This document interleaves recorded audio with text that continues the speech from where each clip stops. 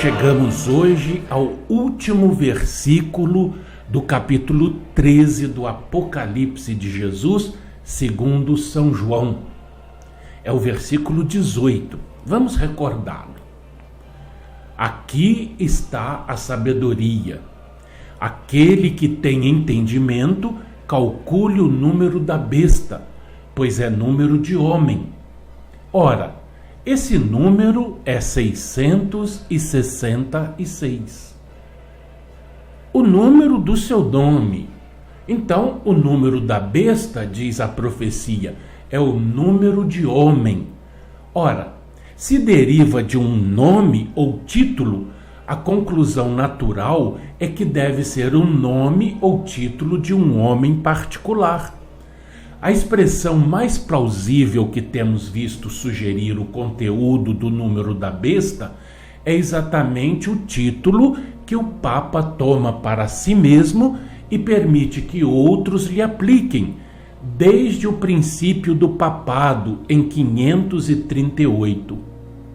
O título é o seguinte: Vicarius Filii Dei, quer dizer, Vigário do Filho de Deus. Tirando desse título as letras usadas como numerais romanos e somando as letras deste título de acordo com o valor que os latinos determinam, temos exatamente 666 em algarismos romanos.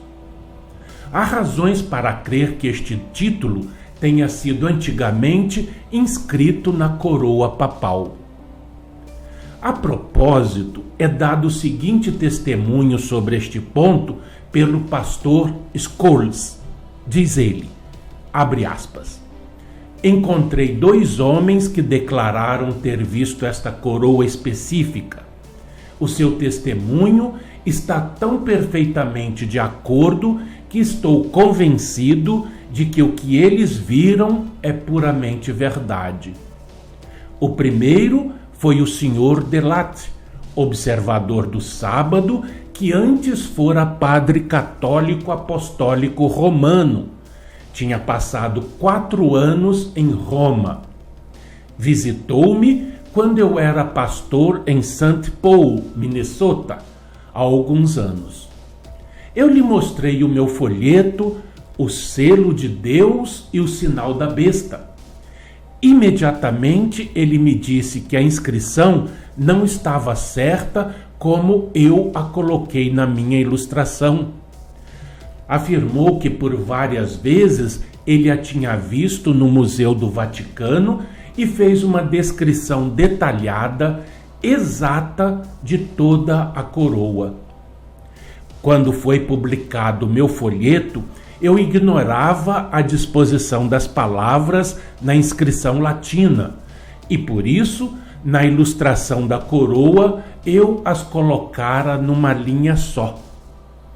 Pois bem, o Sr. Delat imediatamente indicou o erro e disse que a primeira palavra da frase estava na primeira parte da coroa, a segunda palavra na segunda parte e a palavra Dei, que quer dizer Deus, se encontrava na divisão anterior da tríplice coroa. Também explicou que as 2 primeiras palavras eram em pedras preciosas de cor escura, ao passo que a palavra Dei era inteiramente composta de diamantes. Fecha aspas.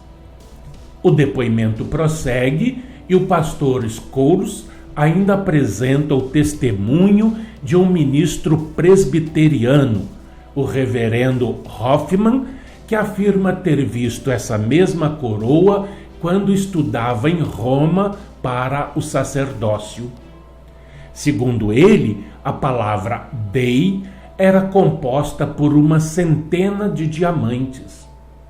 Em razão de ser negado por algumas pessoas a existência dessa coroa, o reverendo Hoffman apresenta a seguinte declaração, abre aspas, tem esta o fim de certificar que nasci na Baviera em 1828, fui educado em Munique e cresci como católico romano.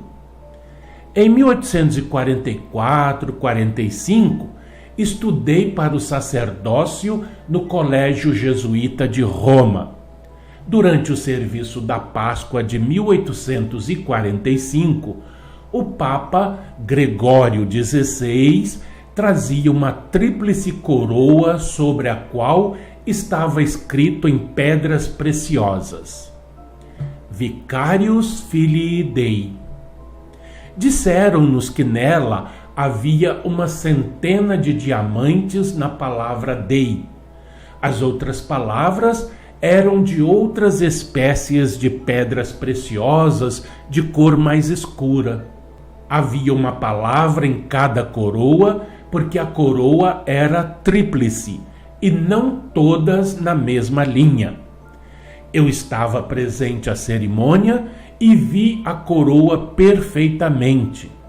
Notei-a cuidadosamente. Em 1850, me converti ao protestantismo.